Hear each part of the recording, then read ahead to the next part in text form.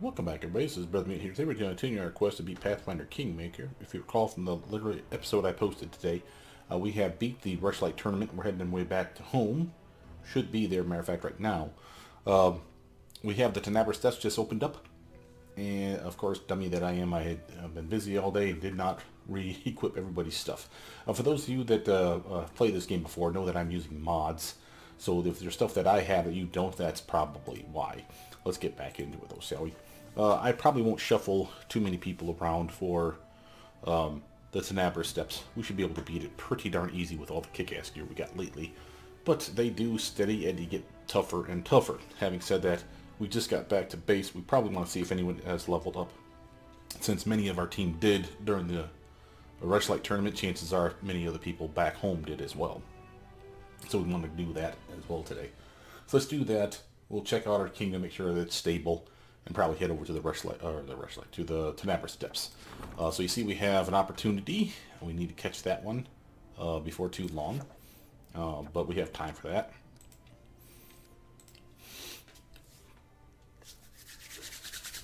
Let's go here, see what we have available for our level ups, and then we'll start swapping out some gear real quick, make sure that we got some competent teams going with us. Alright, so who's first? Oh, there's 3, 4, 5, 6, 7, 8, 9, 10. 10 people that need level ups. Let's do the sisters here first. I mean, those ones are the fastest, since we're literally just doing nothing more than saying complete. I don't care about them in one way, shape, or form. But Amiri, on the other hand, she's awesome, and we want to make sure she's a good barbarian. So you know that she's crushing it right now with her danger sense.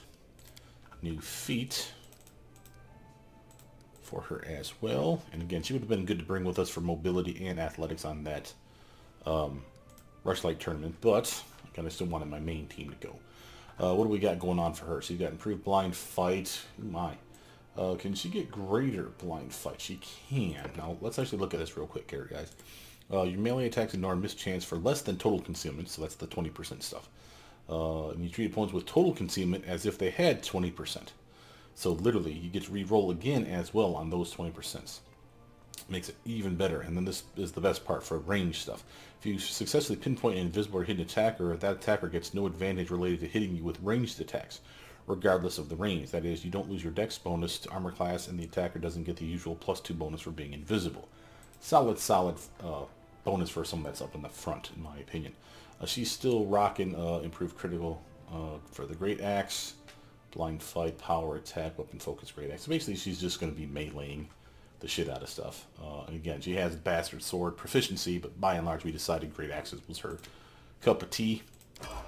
I still maintain that a sword saint that was a Great Axe saint would be actually quite fun. For anyone that's interested in making one, feel free to do so. Tell me how you did it. Here is Knock Knock. He is level 17, like me. Another sneak attack die. Okay. And again, he would have been amazing at stealth, trickery, or mobility.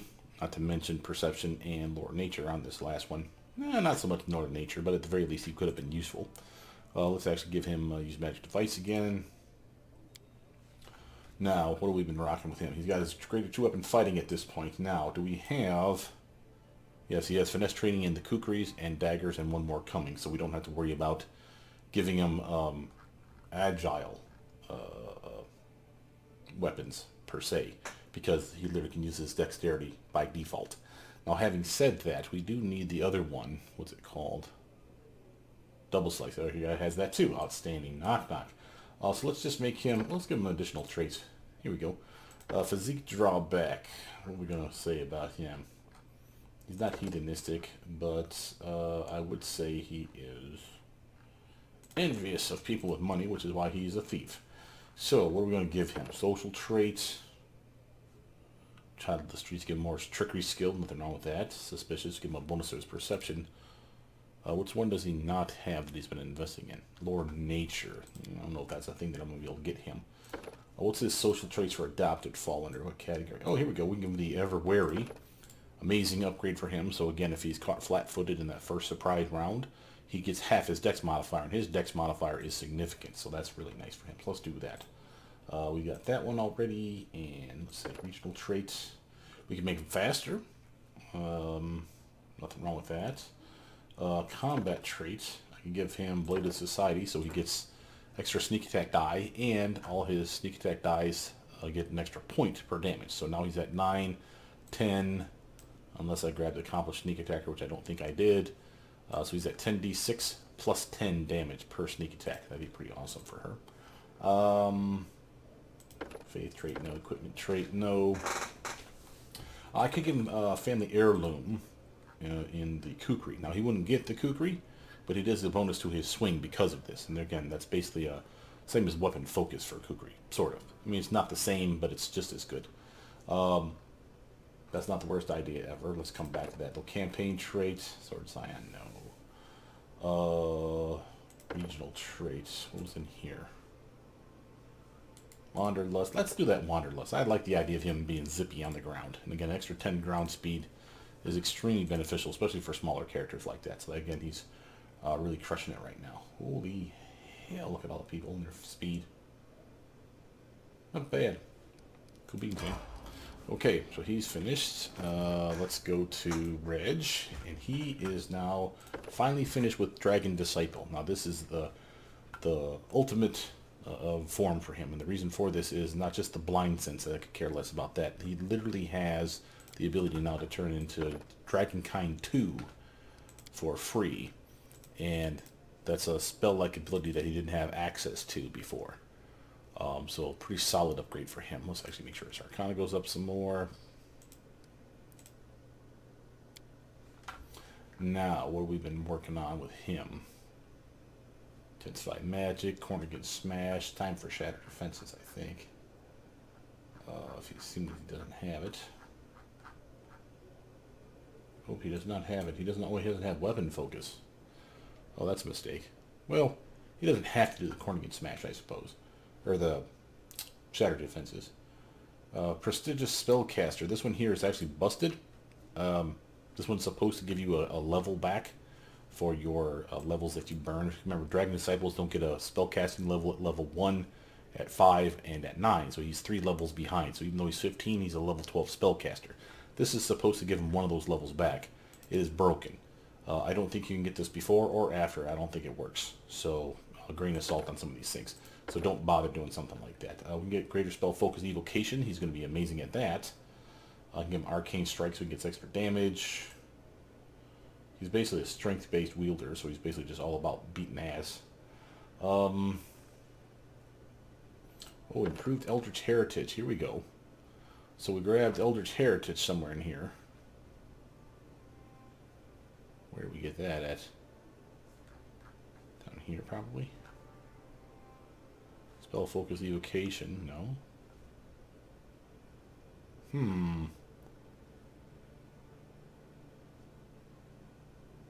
Combat Casting Adept. Approved Eldritch Heritage Combat Casting Adept. I don't even know how I'm getting access to this. So what that should be is a bonus to his concentration checks. But notice this part. Meta Magic Adept. At 3rd level, you can apply any one Meta Magic feat you know to a spell and are about to cast without increasing the casting time. That's pretty awesome. I'll happily take that. Now, if we grabbed that one instead, let's go back, sorry. The improved Eldritch Heritage New Arcana. This is the one that allows him to pick up new spells, as you see. So he actually gets 2 free spell picks. That's pretty awesome, too. I'm not saying that you want to grab that, but again, this is the entire list. So again, like if I wanted to get Sense Vitals on his build, this is a way for me to still be able to do so. If I want to get the protection spells, you know, like the resist energies type stuff. Well, besides this, actually, he doesn't get resist energy. Oh, yeah, he does right there. But other ones like protection from energy will be actually on this list. So again, I can get him these ones if I feel like he needs them. I'm not saying that that would be the worst idea ever, but I still like this one because if this is accurate, if this works, and I don't know this, if this does work, that's a bonus to his concentration checks, and he's going to be in melee all the time. I don't want him failing his spells because of that. Notice that he also gets supposedly this Meta Magic Adept part, and that would be nice. That would allow him to cast using his Meta Magic, which is intensified, as he's a spontaneous caster on the fly. Now, I don't know how I actually have access to this. This seems a little odd to me. Eldritch Heritage Arcane Bloodline. I must have picked that up. I just don't see it here. Spill Focused Knowledge Arcana. I got that. Evocation, Corner Against Smash. Favorite Prestige. Combat Casting. Favorite Prestige, Dragon Disciple Perception. And then Spell Focus Evocation. Yeah, I don't see it. But whatever, I'm willing to take it. And I'll show you how that works here when we actually get him on the party sometime. Let's see, level 4 spell for him now is going to be, if I were to be honest, it's probably going to be Stone Skin. Solid protection for him. Yeah, Meta Magic Adept, oh, that's going to be sweet. And this is the ability I was just talking about. He has the ability now, because of his Dragon Disciple level 10. They gave them Dragonkind 1 for free, of the type of dragon that he is associated with, which in this case is a blue dragon. Then, he gets at level 10 the ability to do level 2 version.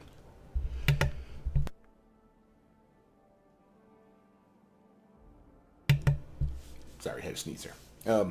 But, this is one of the reasons I'm a fan of going 10-10 split for an Eldritch Scion specifically.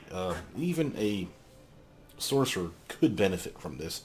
Less so in my opinion, because remember, sorcerers lose a lot more by going 10-10 split. Remember, we get caster level 17 by the end of this build. For either of those builds, whether we're talking Eldritch Scion or Sorcerer 10 levels as 10 levels of the Dragon Disciple. For Eldritch Scion, that means I still get to cast level 6 spells, just not very many. I don't have access to a lot.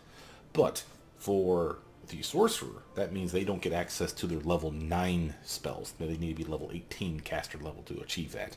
So they really get screwed by going a 10-10 split. Just saying. So it's not that it's the worst idea ever, but by and large, an Eldritch Scion can capitalize on that extra strength. The con, the intelligence is just extra on top.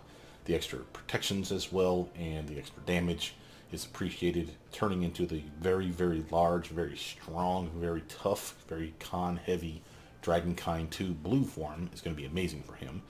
So again, Eldritch Scion will actually do quite well in this regard.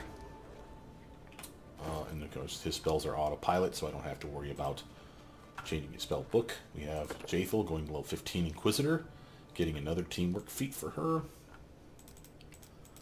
Those up, that one up, and some Persuasion again, because why the hell not? Let's see, so let's do that teamwork feat first. Shielded Caster, Shield Wall, Shake It Off. I like that one. Light Spellcaster. Oh, no, see, this one's different. Okay, so not only do you get a bonus to your concentration check, you also get a bonus to your spell resistance. Your spell pen. Your check's made to overcome spell resistance. So basically, this is like getting a +2 concentration bonus and a +2 spell pen. And all she has to do is be next to a teammate, any teammate, because of solo tactics. So that's amazing for her. From here, feat-wise, what we've been doing with her. Blind Fight, Improved Cleaving Finish. Is it time for Greater Cleaving Finish, or whatever the hell it's called? Maybe that's the last one. No, that's probably it. Yeah, Great Cleave was the other one I was thinking of. So she's done with all that. That's awesome. Now, does she have Weapon Focus and Scythe? She does not. Might as well capitalize on that big hog and weapon of hers too, right? So I'm actually kind of surprised we can get Cleave and all that stuff without getting Weapon Focus. It's a little odd. Anyway, spell-wise, level 5, another pick. True Seeing is a solid choice for her. Chains of Light could be good. She already has Righteous Might. Banishment's always fun. Breaking Enchantment's a decent one too. So again, she has a lot of different choices in here. Notice that she has Cure Light Wounds Mass as a possibility here. But remember, she's undead, so she can heal us, but not herself with that. From here, Aram's turn. He is level 15 Cleric now, which means extra spells. That's going to be level 8 spells for him. A little bit of this, a little bit of that. And he has been working on, so we got a Selective Channel. What are we working on here? Blind Fight. Oh, I suppose I could give him... I got a Meta Magic for... Well, that's extra channel. We can get another extra channel for him so he can heal more. Nothing wrong with that. Improved Blind Fight, of course, is always a viable option. Improved initiative. I give him a meta magic. Let's give him a extend so that his buffs last longer. Sounds good to me. And again, a huge spell list for him. So go through and add to his spell book. Let's grab just another Bone Shatter just to make it easy on ourselves. And over here we have Horrid Wilting, and how about we grab some Frightful Aspect if he needs to get like big and strong. Okay. Ekandayo, level 17 Ranger, just like me, level 17, and Knock Knock. So he's actually crushing it right now. Again, he would have been great for athletics, mobility, and stealth, and more nature and perception on that last Rushlight tournaments. But again, I wanted to stay with my core team. So what we got here for him? Light armor focus, deadly aim, improved critical long bows, boon companion, weapon focus, precise shot, point blank shot. He's crushing the ranger stuff. Obviously, rapid shot, many shot, improved precise shot, point blank master. Is there anything else that sticks out for being a ranged guy? Nothing there. Nope.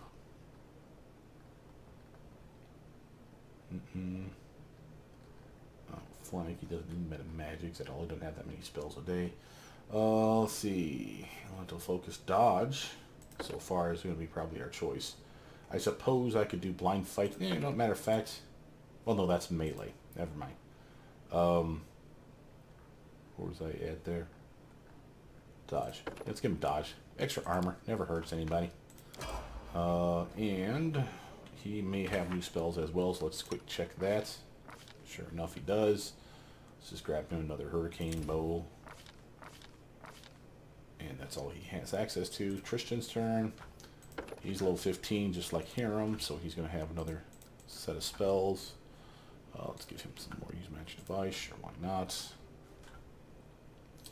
What are we working on with him? Precise shot, extra channel. Probably just extra channel. He's really good for that. And again, new set of spells. So for him, what we got for you, buddy? Let's grab just another flame strike for now. And now he's got a laundry list of stuff. Notice, of course, some of these should not be on his list. Again, these are probably new spells, but feel free to check through to make sure that they are normal ones for his list. True resurrection. 1 diamond, I can bring someone back from the dead. Protection from spells. Ooh, that's expensive though. And that's only as interesting as this one is, by the way, just so we're clear on this one. I don't mind the diamond dust component to it. That doesn't bother me. I love the duration. Notice what this does. It's just a +8 resistance bonus to your saving throws against only spells and spell-like abilities. Now that's not that big a deal because chances are that's most of the stuff you're going to save against. But what does that mean? Well, if I gave him a cloak of resistance, they would not stack. Okay? And I can give him a cloak of resistance all the way up to, I believe, a +6 is the best one out in the game. So he's only 2 higher. You see that? So it's kind of a... Yeah, I mean, until you get that cloak, it's a solid choice. You can cast it on other people. So again, you don't have to have everyone have the best cloak. So again, it's a possible choice for him. I will, however, grab, say, Incendiary Cloud. And I do like... Rift of Ruin. Firestorm. Sure, why not? We'll go crazy with some fire damage. Jubilos is the last one. And he is a level 16 alchemist. Getting another discovery. What are we going to get for him? Notice our list here. We're missing things if we want any of these guys. Mummification is another interesting one. Immune to cold, paralysis, and sleep. That's actually not that bad for things that you become immune to. Actually, it's kind of surprising he's not immune to like criticals or anything like that. But again, that's what the preserve organs, which you need to unlock it, kind of gives you. What do I mean by kind of? It's a 25% chance. You can stack it though. You can get it 3 separate times and therefore get like a 75% chance to ignore critical hits or sneak attack damage coming into you. And that's an amazing upgrade if you wanted to go solo. Definitely what I would recommend at least getting 1 level dip into that, if not all 3. Notice that we have blinding bombs. This one's going to take a little more time, guys, because there's so much to go over. Blinding bombs. Take a direct hit from blinding bomb or blind for 1 minute. Dazzled for the guys that are AoE versions. Doesn't say anything about not doing any damage, so I would have to assume this does full damage. If that's the case, that's amazing. Breath weapon, he already could do that if he went the subclass of alchemist, my grenadier, my favorite of these. I mean, I like vivisectionists for their sneak attacks, but grenadiers are really the amazing alchemist build. They get it for free. He does not. So he could get it. He literally would swallow a bomb basically and then breathe a cone of fire that does damage evenly to the bad guys in a cone in front of him. Which is a solid choice again. So it's not just splash damage for everybody and only one guy gets hit with the hard damage. It's everyone in the big cone gets hit with the hard damage-ish idea. A choking bomb. Notice this one here. Instead of dealing damage, it says it right in the tooltip. So it's not going to actually damage the target, but what it will do is basically set up the equivalent of a stinking cloud. Doesn't persist or anything like that. It just hits them for it. So creatures that take a direct hit or in the splash area must succeed at a fortitude check and become nauseated for 1 round per 1d6 damage of the alchemist bomb. In his case, 8, not counting all the gear that we have. That's probably pushing him up to like a 9 or a 10. Literally, they can make a save though each round to overcome the effect. But when you nauseate somebody like this, it completely screws them for attacking. They can't cast spells, they can't attack, they're just busy puking their guts out. So it's a solid choice. It's just, I'd rather just, let's face it, let's just do damage. Other than that, I mean, cognitogen and mutagens, obviously, for better upgrades for those things. Notice for curse bombs, we literally can hit them with a bomb, and it can literally deliver a curse as a result. So it's just like the curse spell, so to speak. So curse of feeble body, curse of weakness, curse of idiocy, or curse of deterioration. You get to choose which it penalizes. So there's a con penalty, a strength dex penalty, all 3 mental stats get massively screwed, or there's a massive penalty to attacks, saves, ability checks, and skill checks. My favorite, quite frankly, on that list. I'm not a fan of him getting the curse bombs. I'm not saying it's bad, it's just, I'd rather do damage again. Dispelling bombs, on the other hand, instead of dealing damage, it literally is basically a dispel magic effect. Using the alchemist level as a casual level. This is kind of nice. Explosive bombs, the bomb area for his normal bombs, these guys here, are larger. It's 10 feet instead of 5 feet, so the splash area is much larger. And the better part of them taking fire damage, they get set on fire for a number of rounds for the guys that got direct hit. Which is, again, another thing that you could appreciate. Let's see, Extend Potion, on the other hand, allows us to double the duration of his potions. Which is probably the one we're going to grab here.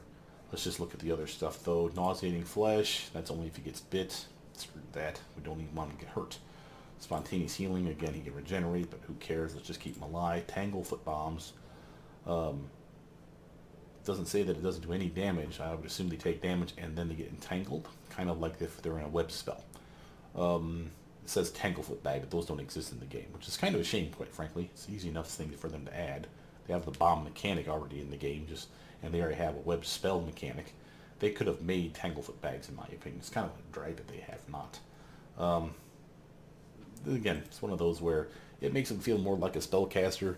So again, if that's kind of your cup of tea, feel free to do that. Honestly, I'd rather go 16 levels of this and 4 levels of wizard to get access to like the web spell and some other spells as well.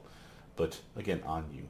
I'm going to go for the Extend Potion though. And again, like I said, this is a solid choice because any potion that he makes you drink or that you drink is double the duration now. And it's not just double the duration because he already has Enhanced Potion. So it activates on his caster level instead of the caster level of the innate potion.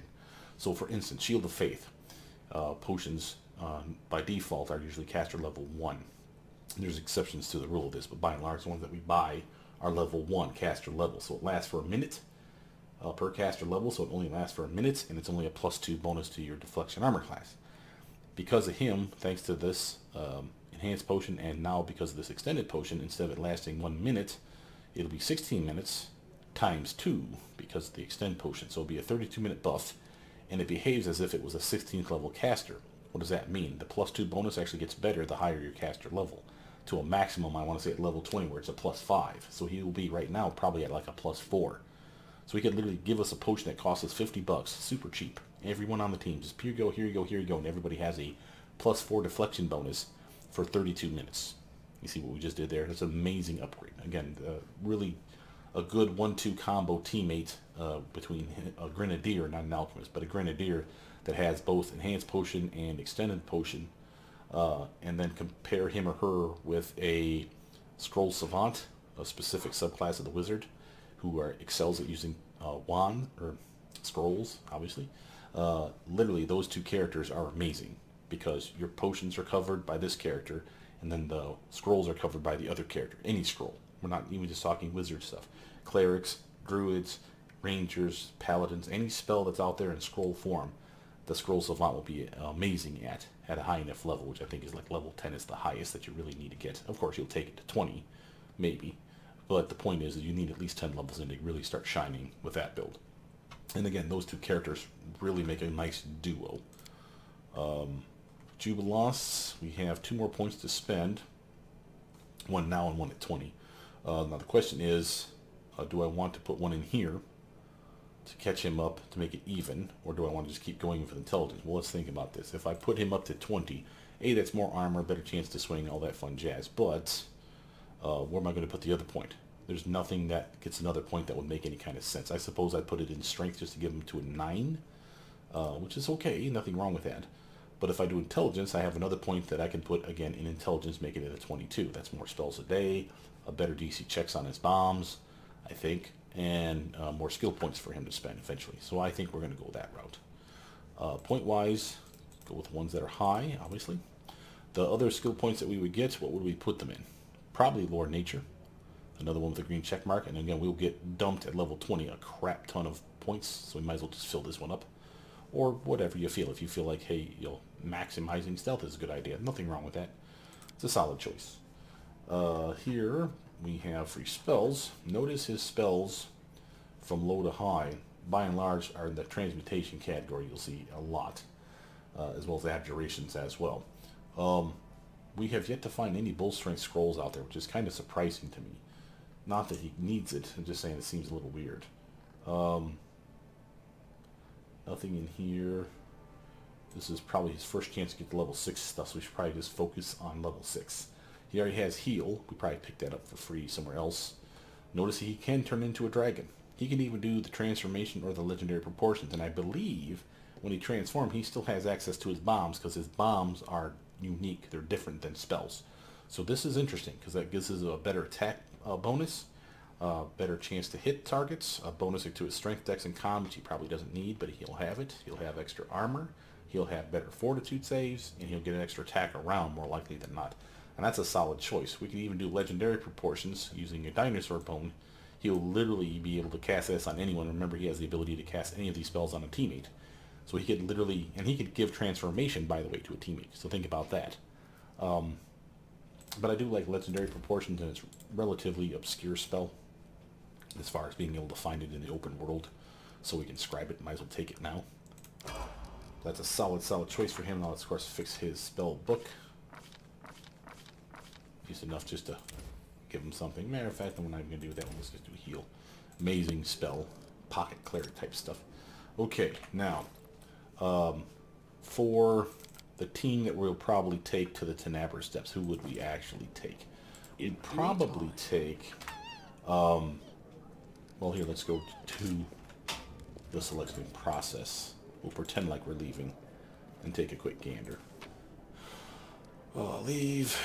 I would literally take these 3, of course, and then I'm probably going to take our staples, which is Ekendayo, Tristan, and Jubiloss. That would be the party that I take.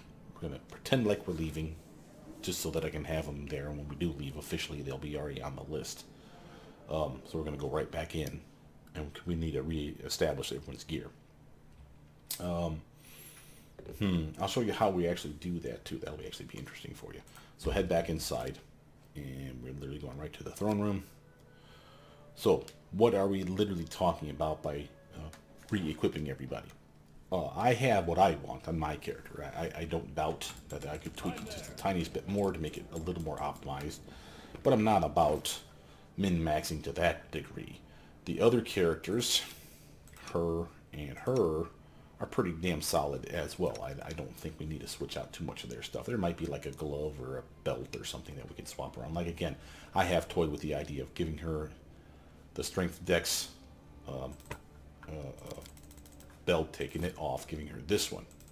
Belt of physical perfect components. So this is the first, second, and third level spells of hers will all be empowered or extended or both, if applicable. And the reason I can do that is because I have these gloves. Where did they go? Let's do it this way. Called Lightest Touch. To get her dexterity back up. Yes, her strength sucks, but she's not a strength-based character. And she uses her dex to do damage with agile weapons. So again, she's a pretty good choice for switching out like this.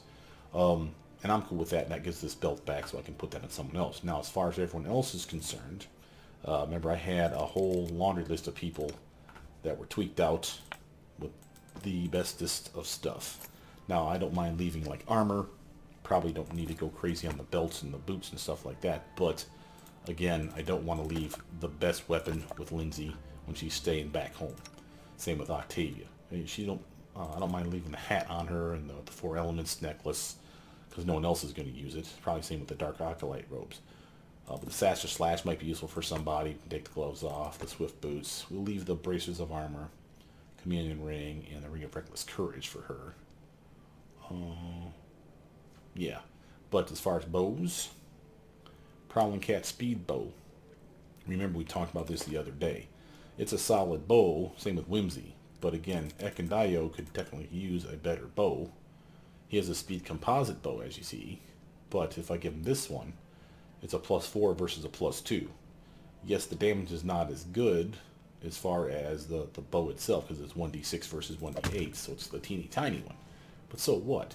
It's not that much of a difference, and it's a better swing, and it's better damage because it's a +2 increase. So a +4 versus a +2 bow. It's still a speed bow, and it gives them the ability to summon Smilodons, which, what the hell? Let's have some extra pets out on the battlefield. I love his little pimp hat, by the way. I gave him this marksman's headset a while ago. So that gives him a solid upgrade, in my opinion. For these other characters, though, like Lindsay, her, I'll let her keep the greater extend. Again, she's one of the only people that can actually benefit from that. The lesser quicken, that's fine. And I'll leave her the Whimsy bow, because again, she's pretty good with that.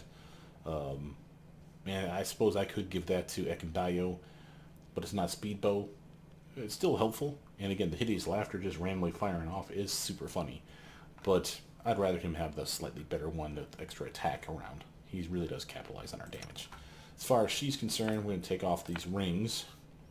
Cloak of the Bear, that headpiece, the necklace, keeping the armor, and all that stuff. Probably can get rid of the Undertaker's gloves, and the Force Knight's bracers, and the Swift Boots. We'll just leave her with that bare minimum stuff for the time being. How about you, sir? Keep your headband, extra planar cloak. We're going to take that from you for now. And these rings. Take the belt, and we'll take the necklace for the time being. She is crushing it now with the scythe. Literally extra weapon focus in that now, so extra bonus to her swing. I'm okay with her keeping what she has there, and all that stuff. That's fine, that's fine, that's fine. He is rocking normal things. Probably the lamest stuff I could probably give him, no less. This one's not bad. Bonus to your saving throws against illusion spells, and a +2 insight bonus to your arm class. That's for all 3 categories. That's a solid upgrade. Clockwork Pendant, again, another one that, again, makes him move faster, and if you cast the spell slow or haste, he basically is half the duration extra. So if it's 10 rounds, let's say, it's 15 rounds for him. That's not bad. We got the Assassin's Shirt and the Giant Strength. I'm going to keep him on that because, again, he's a strength-based character. And definitely having fun with that. Knock, knock. He's okay. He's not rocking anything of any great importance. The Ghost Leather is nice, but then there's no reason to put that on someone else. And Amiri, she's bare bones minimum right now. Matter of fact, let's just give her a goddamn ring because it just bugs me to see her without any kind of protection. Let's give her the Radiant protection +3, just to have something, and we'll give her a natural armor anyway, just to have some, just in case we take her out without paying attention to her. That bugged me to take her out and have her be completely screwed. These guys are, again, bare bones minimum. We don't usually care about those two characters. So, now that we have everything stripped off those characters, what might we put on these people? He has an ankle breaker crossbow. That's crap compared to Lindsay's Mistslayer. She was borrowing his, so we'll just swap these back out. So Lindsay can have ankle breaker back. Notice she cannot use the avalanche sling staff, even though she is a halfling. But because she doesn't have martial weapon proficiency, if she had just martial weapon proficiency, she'd be able to use that staff. But she's fine with that. Let's see, we got Jubilost. What else might he need? Oh, let's get him some booties. Oh, swift boots are good enough, just so he moves a little faster. Can't have him poking around. Gloves, probably don't really need anything, but Death from Afar is a solid choice for him, so he can shoot better. And if not him, I give those to Ekendayu. Eken could use gloves as well.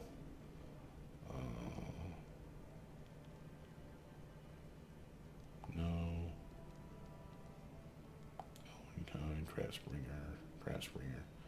Alright, let's give Jubilost the Trap Springer gloves. We'll give Ekendayu the Death from Afar. So he's even better at shooting his bow. He gets more attacks. And while he would be better with his bombs using those gloves, the Death from Above gloves, these guys here, or from afar, excuse me, that's okay because his bombs are still touch attacks. He doesn't really need to be epic at hitting things because he's got a really high dexterity that he'll bump up besides.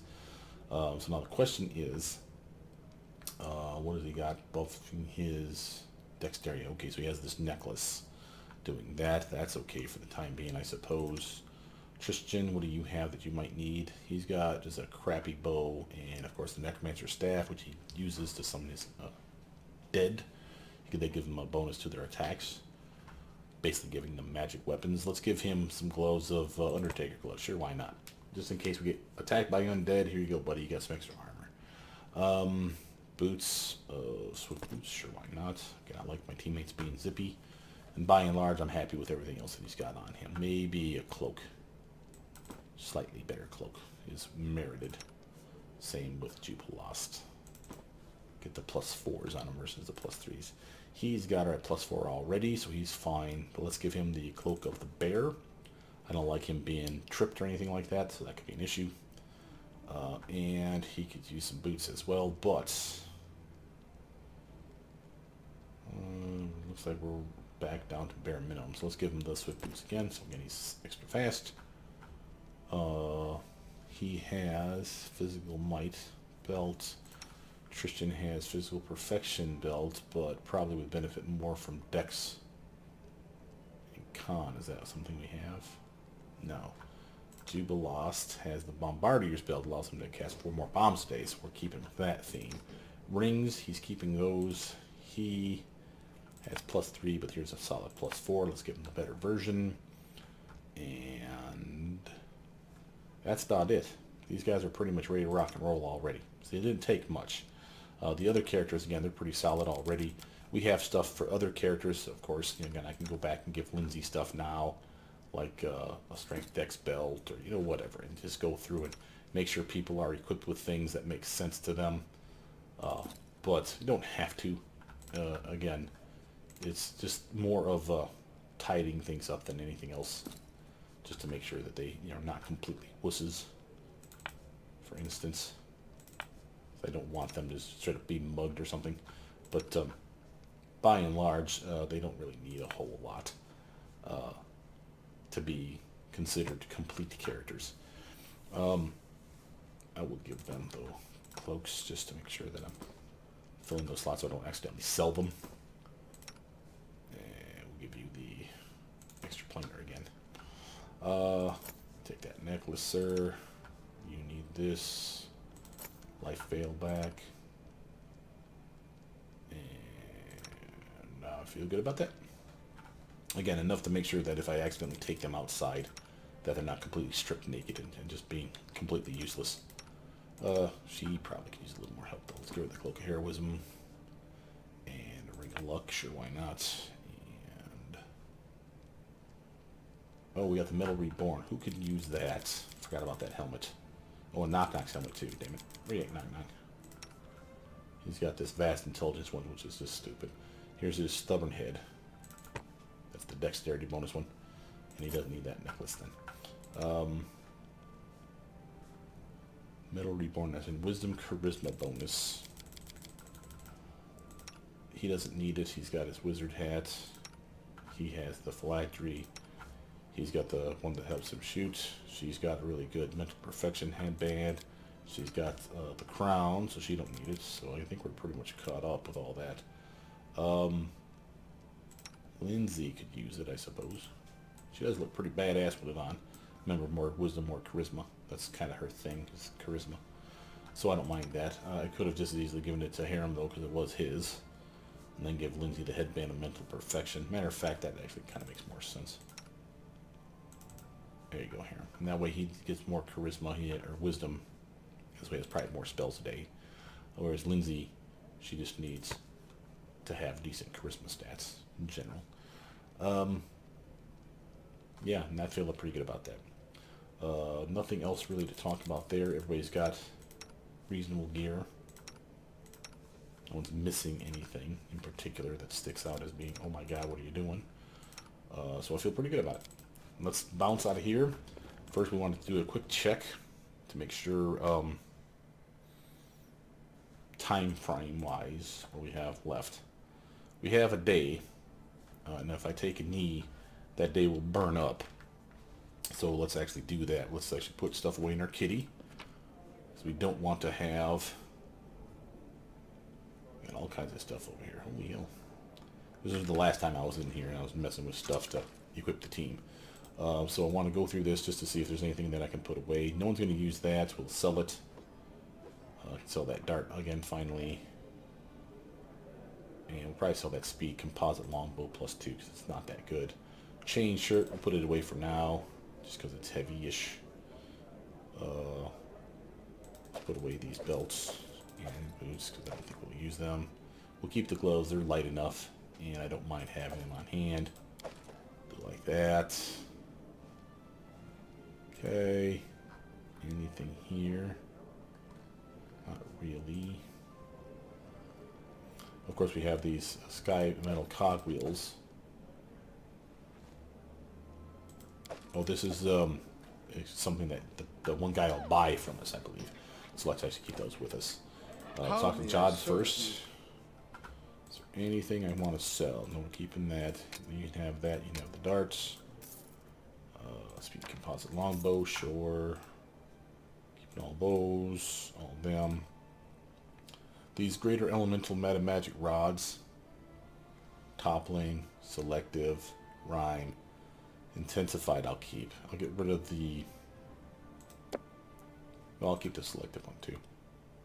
The toppling one I don't ever use, and I don't use the ones that are elemental damage ones, which are the converts the damage into the type of element we're talking about. So I can turn any spell that does damage into fire damage. Even like magic missiles can suddenly be fire damage, which is kind of cool. But it's one of those where I'm not ever going to use those. We got those for free. It's like a random gift. We opened like a box and all this other crap was in there. So we're pretty good about that. And I want to go over to the storyteller. This guy. Brought some relics. Token of the Dryad. Sky metal cogwheels. That's what he was buying. Before losing my eyesight, I could not help but shed tears when I looked into the sky. So many worlds, all of them so far, unreachable, inconceivable. And now I'm holding in my hands an item made by inhabitants of those distant stars. This is proof that someday we may chance to meet them. For better or for worse, please allow me to buy it from you. Okay. I thought it was going to be something that he crafted for us, but I should have realized it wasn't. Now that we have everything sold, just a quick check to make sure our spell books are full. Aha, see? Let's do another fireball spell just to fill it in. I'm current. Jubilost has his. Tristan has his.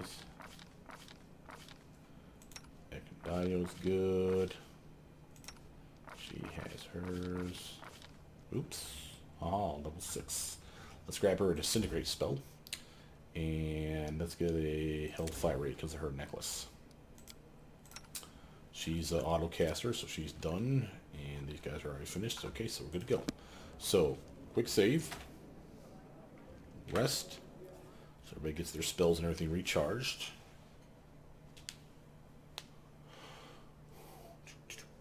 And then we come back out here to talk to the table because I believe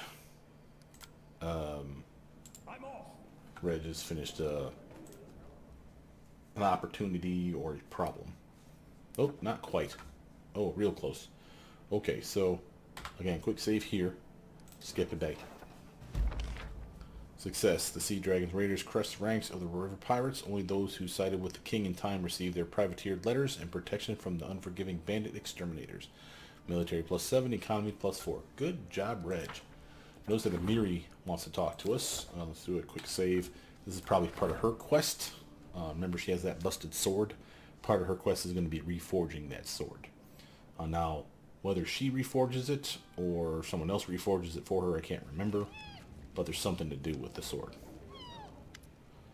Come to the tavern after the council. We need to talk about my damn tribe and Nilek and about the ghosts. Will you come? I will wait. I will try not to get drunk, but I really want to. She's having a bad day. And it's okay. I want to check real quick here to see how much time we have between stuff, though. So the next person turning in something is going to be 6 days from now. And again, more than enough time to put him, Jod on this when he's done. So 7 days. So really 6 days, and we're back, and we'll be fine. So we're not going to do her quest right now. We'll go talk to her just to get it on the books, so to speak. But actually, I want to do this. We'll do it. We'll talk to her just to get it on the books to say specifically that we need to do this. But we're going to go to the Tenabra Steps probably first. It's not going to take that long. It's going to be like a day. And I don't think she has a, oh my god, we must do it within the next 24 hours. So we should be okay. Where is she? Amiri right there. Get another quick save. Just to make sure we don't mess anything up. Oops, wrong person. Remember that evil spirit who haunted the Six Bears, the one we drove away? Well, don't think I'm crazy, but he visited me in a dream. Says I'm a thief because I stole his sword. Remember? That big one? Armagh broke it. Also says he has all my tribe as hostages. All of them. Nilek too. Says they will be dead if I don't return the sword. Did you really steal the sword from a giant? Well, oh, no need to lie now. I found it. I lied to everyone I took it in battle, but the giant was dead for a long time. How could I know he would want his old piece of iron back? Does he know that the sword is broken? He knows. I saved the hilt. The ghost tells me to forge a new blade. He even said how to do it. There's a whole ritual. Where is he keeping your tribe? He said first I have to fix the sword and then he will tell me where my tribe is. I'll see what I can do. I understand. The repair will cost a lot. I never held no such amount in my hands, but Nilek, the barbarian, shakes her head in grief. Yeah, she's worried about her buddy. It's cool. So repair the sword. We need to go back to the throne room for this part. I don't mind this short pit stop because this part will be a table opportunity or problem, however you want to think of it. It's going to be something that we can only do here, Kingdom Affairs. So that's what she meant by the ritual. We have to put someone on the ritual. So we should be able to see it here. Yeah, it's a project. Other. Reforging the sword. And again, anyone can do it. It takes 45 days to do, though, so I think I'll put Octavia on it. And the reason for that is because Jod is going to be available here real soon. And if something pops up like this, where again, only he can do it or she can do it, he'll be available. So I don't mind that. And 100 BP is easy. Like, it's amazing now, by the way. We've been struggling with BP for a long, long time. You'll notice now we're getting like flush with this stuff. And it doesn't take much. So if you can hold out, I know it's a lot to ask, but if you can hold out sometimes for a month just to not purchase something, you'd be surprised at how much BP you'll stockpile and just sit there. You'll be like, oh god, I got like 1,000 of these things. I'm fine. It's really easy to have more than you think you're ever going to need. Actually, I want to do it like that, because that way I know, because no one's going to bring me a natural armor necklace. Eve, this is our team, accept. Okay. to the Tenebris Steppes now. Let's see here. Again, we said about 5 days. So we should have no problem going from level to level to level, kicking its ass. Remember, this is, again, another one of those problems that we have, is we have to find the hidden item at each floor. So it's a weird perception check. So here's the Tenebris Steppes. I believe we have to go from here or from here, which is the fastest way to it. So teleport to Glenshire. And Tenebris Steppes will take us... Oops. Nope. Oh, wrong thing. Sorry. That's the Abandoned Express Trap. That's the one Amiri needs us to go back there once we reforge the sword. I was clicking the wrong thing. I thought that was the Tenebris Steppes. Here we go. 9 hours. Yeah, it's close enough. Travel, quick save. Sure, why not? Something to whet our appetite.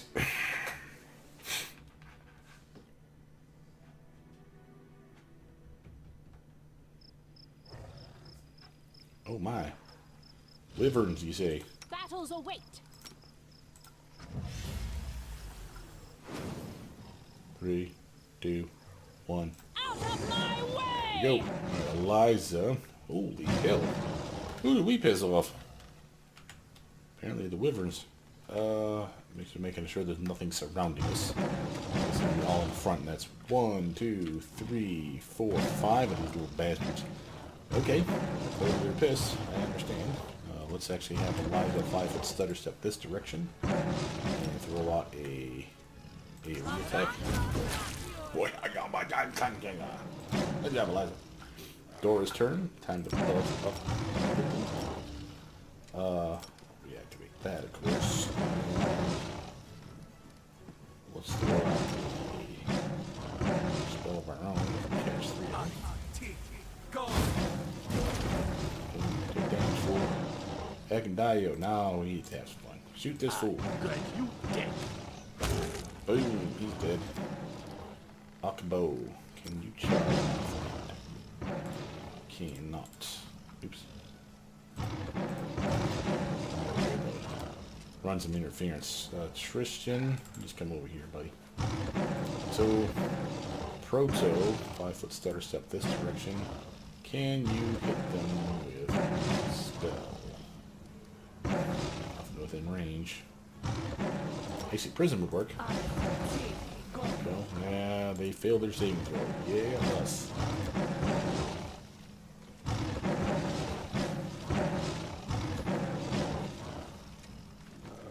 You may have wondered why when I some of the skeletons I counted to like 3 or so before I actually moved. Because she cast a spell recently. If I had literally summoned them and immediately clicked on the Wyvern, they would have pretended like, oh, you wanted to use that for your turn. And no, I didn't want to use that for my turn. That was the whole point of me pausing. So again, up to you how to do that sort of thing. But that's my logic on why I actually took the quick pause to make sure that she got the ability to cast her spell this combat round, which she did. Eliza's turn. He's dead, so let's actually attack this one. That's a solid hit. Dora's turn. Wants your fire kill. Oh, that guy's dead. Heck and Dio. He'll just start shooting stuff.